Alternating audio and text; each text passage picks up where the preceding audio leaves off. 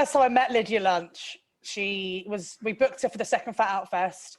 And I really vividly remember we were meant to pick her up from the airport or the train station, and she'd got an earlier flight or train, and like basically just didn't comment, being like, I've got a change of time. She just rocked up at the mill, like walked straight down the ramp and arrived and was just like, "Hi, I'm Lydia Lunch. I'm here to play the festival." And at that point, like, and I was just like, I'm a huge Lydia Lunch fan, and I was like, "Oh, hi," like sort of trying to be all like professional, but also it kind of really made me like, I think there's a lot of like babysitting, and especially when it comes to some like requests that some artists have of like transport requests and all these kind of things, like you've got to hold their hand from the minute they're off the plane to the minute you put them on to the next promoter, and I just can't be arsed with that. It's not the DIY spirit. It's kind of not like I respect artists and obviously will treat them and pay them properly, but I think like hand holding, especially when someone like Lydia Lunch can show up and find a way to some weird warehouse in Salford when she doesn't even live in this country. So yeah, meeting her was amazing. And I remember paying her at the end of the festival and being like, "Oh God, I just want to ask about all the people that she's fucked."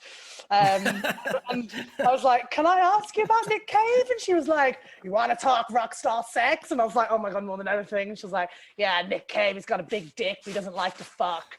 And she's like, "Gene Simmons, who hasn't fucked him?" And then she's like, she was like, "Gene Cope, he's got a multicolored dick." So I was just like, that's who I was thinking of. Yeah, because I read his book. I read his book not too long ago, and I remember the bit where he talks about getting it on with Lydia Lunch. And Lydia then came and did a summer beat residency, and like book her every time she comes into Manchester. We went out and went out to Paris to see her the screening of her film in February.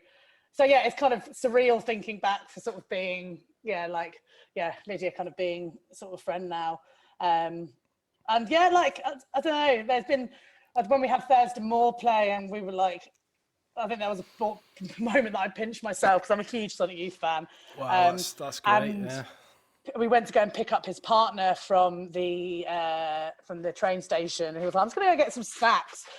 And we were in the Sainsbury's in Piccadilly, and I was like, "Oh my God, I'm like some fucking grocery shopping with Thurston Moore here. Like, what's going on?" So there's been some like surreal moments like that and stuff, but but yeah, it's been a wild ride.